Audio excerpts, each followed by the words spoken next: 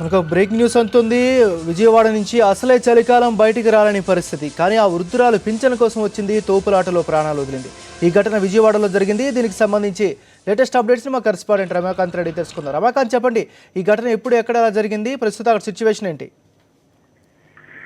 పెన్షన్ల కోసం ప్రాణాల మీద తెచ్చుకున్న పరిస్థితి విజయవాడలో కనబడుతుంది. ఇప్పటికీ తోపులాటల్లో కానీ అనారోగ్యంతో కానీ రాత్రిళ్ళు దాదాపు 1 గంట 2 గంటల వరకు కూడా వెయిట్ చేస్తూ అనారోగ్యం పాలై చనిపోతున్న వారి సంఖ్య పెరుగుతూ వచ్చింది. తాజాగా చిట్టినగర్ సొరంగం తెల్లవారుజామున 4 గంటల సమయంలో వచ్చి పింఛన్ కోసం క్యూలో నించుండగా జరిగిన తోపులాటలో వృద్ధురాలు అడాల కాంతమ్మ అనే వృద్ధురాలు గుండెపోటు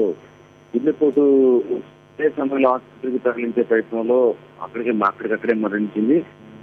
కానీ జరిగిన సంఘటన అక్కడ అధికారుల ప్రభుత్వ తీరును తప్పుపడుతూ వృద్ధులు పింఛన్కు వచ్చిన వారంతా ఆందోళనకు దిగారు.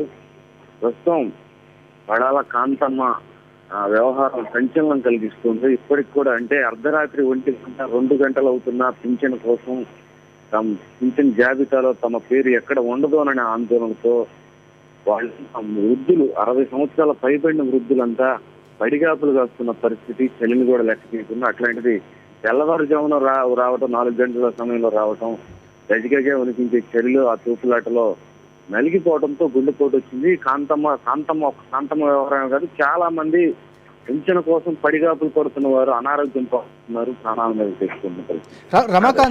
రమాకాంత్, వయసులో ఉన్నటువంటి వాళ్ళ ఈ చలిని తట్టుకోలేకపోతున్న పరిస్థితుల్లో వృద్ధులు ఏ విధంగా సతమతం అవుతున్నారు? వాళ్ళకి స్థానికుల నుంచి ఎలాంటి సపోర్ట్ వస్తుంది, ఎలాంటి ఆవేదన వ్యక్తం అవుతుంది? అసలు ఖచ్చితంగా ప్రభుత్వం కూడా ఈ వ్యవహారంలో కళ్ళు తెరవలసింది. ఎందుకంటే పెన్షన్ల విషయంలో పారదర్శకత చాలా స్పష్టంగా పారదర్శకంగా వ్యవహరిస్తున్నామని చెప్తున్నారు. కానీ అర్హులైన వారికే పెన్షన్లో లేని పరిస్థితి, రాని పరిస్థితి. ఇది ఒక విజయవాడ నగరంలోనే కాదు, రాష్ట్ర వ్యాప్తంగా ఇదే పరిస్థితి నెలకొంది.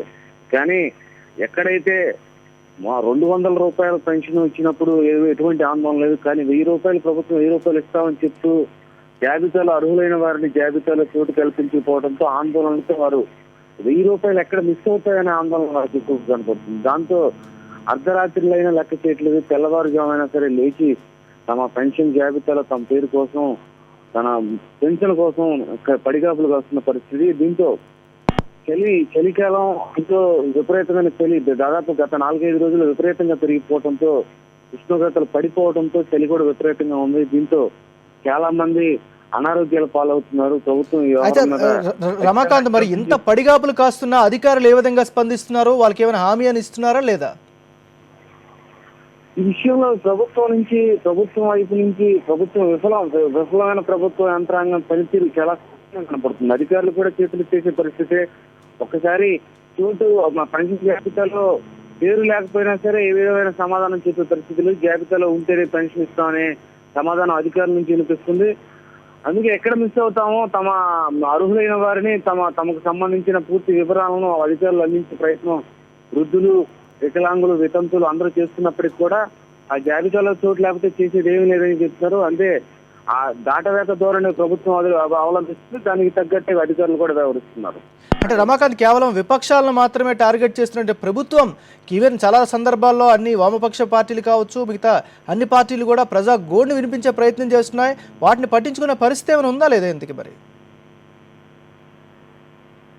ఖచ్చితంగా ప్రభుత్వం యంత్రాంగం ప్రభుత్వం నుంచి కానీ ₹1 నిధులు ఎక్కడ ఎటువంటి ప్రభుత్వ పథకానికి ఇచ్చిన దాఖలా లేదు.